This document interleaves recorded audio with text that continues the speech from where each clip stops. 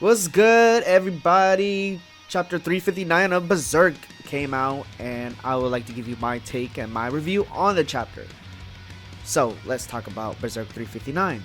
So, first page has, the Elf Queen or the Elf Lord cutting Casca's hair, and the Elf Queen sadly remarks the clothes Casca used to wear, and the Elf Queen basically prepared her new clothes with a blade. This signifies a new Casca or the same old Casca from the throwback days, and this says to us as a reader that Casca is not becoming helpless anymore and she stands tall in her quest. Even though I'm not sure what her quest is or motivations for that matter. That depends on how the story goes from here on out. But back to the chapter, guys. Casca arrives and everyone knows that she looks like a different person. Isdoro reminisces with Casca the times he saved her life, and she recalls the girls from the Holy Ground who were prostitutes as well. And Casca always also reminisced about Fernice and how Fernice was like a mother figure and a big sister to her in her travels. Basically, Casca's recollecting her memories with her friends. Talking about memories, Isdoro actually asks how good is Casca with a sword. Since he heard from the streets, she used to be a warrior. She comments how she thinks she's a little bit rusty and she feels the weight of the blade.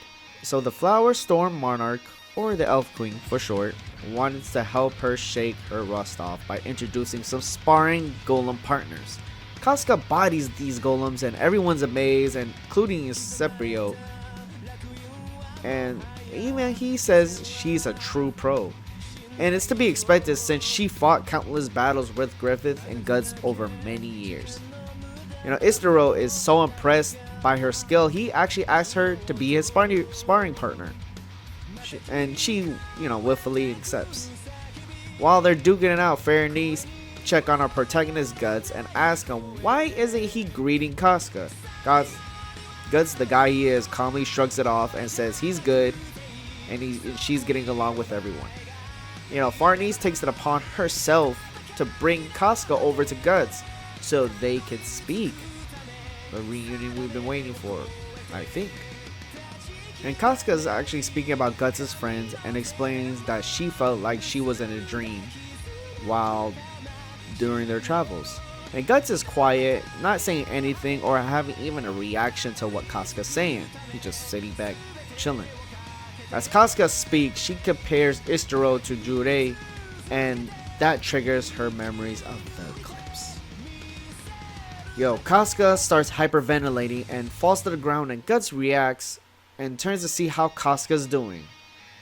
And while he turns around, all she sees is Guts' silhouette with demons all around him. She screams and Guts is sad.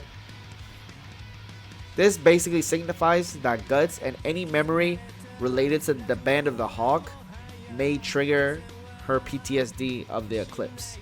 And Guts can never see Casca again or till there is a cure for her PTSD. So Casca seems like she's having PTSD that causes panic attacks. And for those who don't know about PTSD, it's a disorder that develops in some people who have experienced a shocking, scary, or dangerous event. This means that if she sees Rickard or Griffith, her memories might trigger her PTSD again. It's so sad for Guts and Casca because Guts had at least the opportunity to see Casca while they were traveling together, during the story late of the eclipse. And now he won't be able to see her. And not only that, Guts probably won't be able to speak or interact with her because that might trigger the PTSD as well. Guts is actually doing the right thing in this situation. Guts is avoiding any symptoms and avoiding her so it won't trigger her PTSD regarding the eclipse.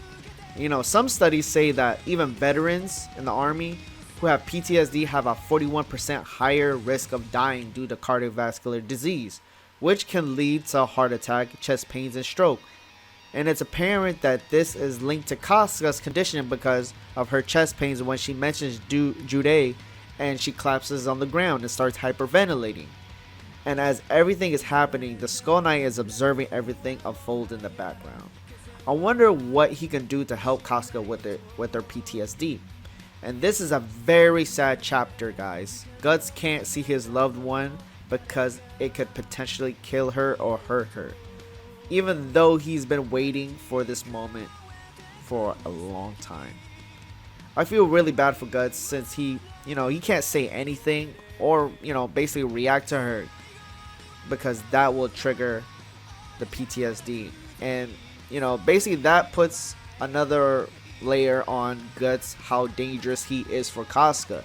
Not only that he was attacking her at some moments in the story, is that now even talking to her and she even thinking about Guts is a potential threat to her. I feel even worse for Casca though, because she remembers Guts, but Guts is so closely associated with the Eclipse and her memories of the past that it can kill her. Casca can die because of Guts, and not only that, how will they travel together? Will Guts have to separate from the group, or will Casca be left alone with Farnese as a caretaker? I can't even imagine what would happen if Griffith appeared in this whole situationship. Well guys, let me know your thoughts on Casca's PTSD. Thank you for watching this review. If you enjoyed this video, of course hit that like button and subscribe. Till next time.